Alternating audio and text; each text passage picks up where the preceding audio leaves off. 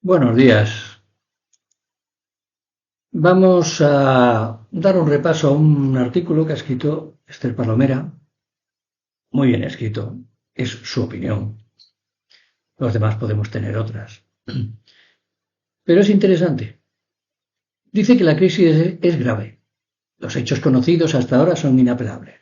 Eso estamos de acuerdo. Y si Pedro Sánchez cree que con pedir perdón 7 veces, anunciar una auditoría de las cuentas del partido y hacer una reestructuración profunda en la dirección del PSOE puede salir de este trance, para ella es que ha perdido la brújula. Yo para mí no. Además, si le añade una reestructuración del Consejo de Ministros. Pero sigamos. O que no tiene nadie al lado que le hable con sinceridad absoluta. Yo creo que sí, que tiene gente que le habla con sinceridad absoluta. Con un jefe de gabinete dedicado a pensar en la España de 2050 y no en la de 2025, un partido descabezado y un núcleo duro cada vez más reducido, el presidente del gobierno se enfrenta, con la credibilidad bajo mínimos, al más delicado de cuantos escenarios ha atravesado desde que comenzó allá por 2014 su carrera política. Son ya dos secretarios de organización del PSOE imputados, dos personas de su más estrecha confianza, que le han estado traicionando y tomando el pelo, a él y a todo el partido. Dos sinvergüenzas. Y sigo. Y ni él mismo sabe hasta dónde llegará el escándalo, si hay o no más ramificaciones de la trama en los territorios.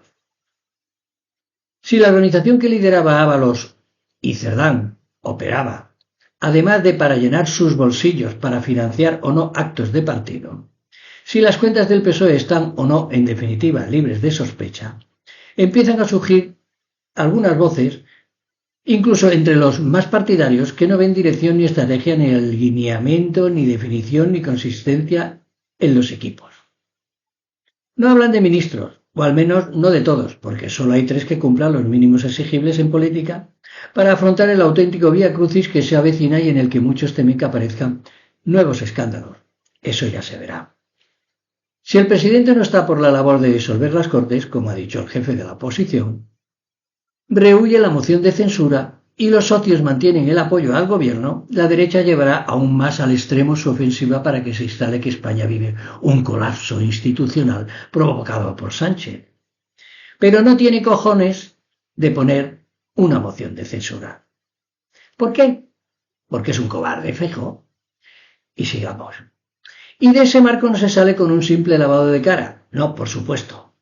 De la dirección del PSOE, aunque se presente como una profunda reestructuración de la Ejecutiva Federal. ¿Qué será?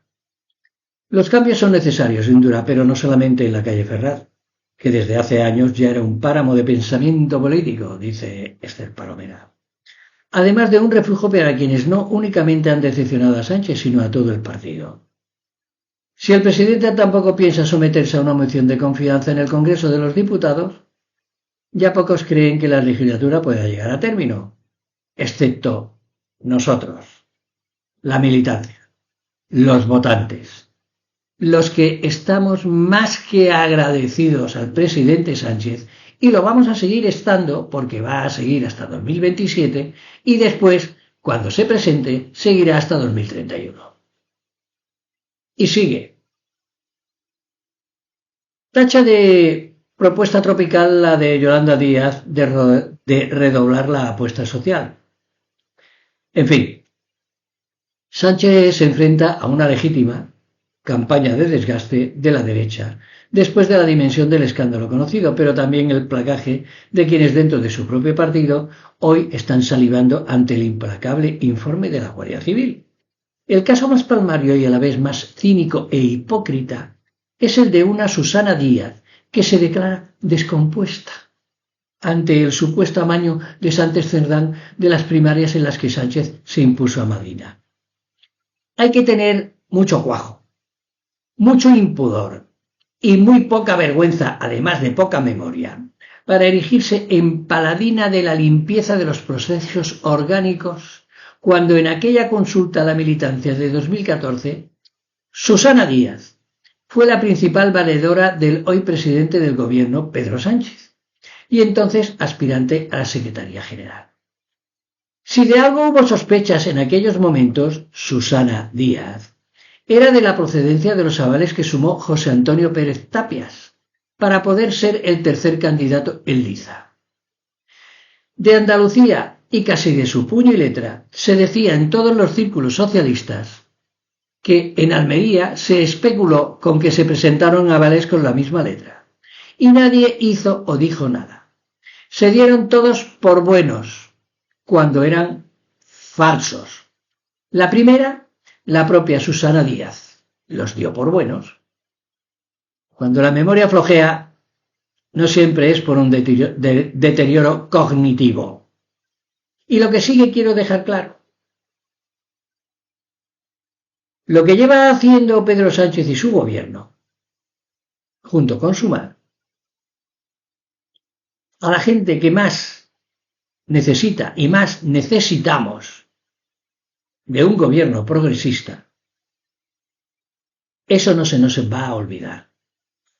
Que haya viejos y viejas que les hayan comido el coco los malnacidos del PP y de Vox y vayan con la banderita diciendo Pedro Sánchez no sé qué, Pedro Sánchez no sé cuánto, o los chavales jóvenes que no tienen ni puñetera idea de lo que se ha llegado a legislar en favor de ellos, salgan a decir Pedro Sánchez tal y Pedro Sánchez cual, a nosotros nos importa una higa.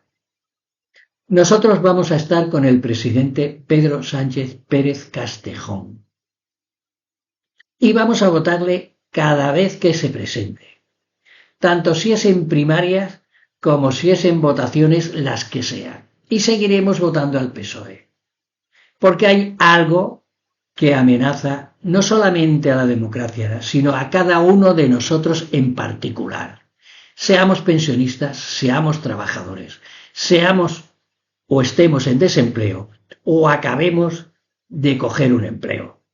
A todos nos amenaza una ultraderecha llena de hijos de la gran puta que vienen a forrarse.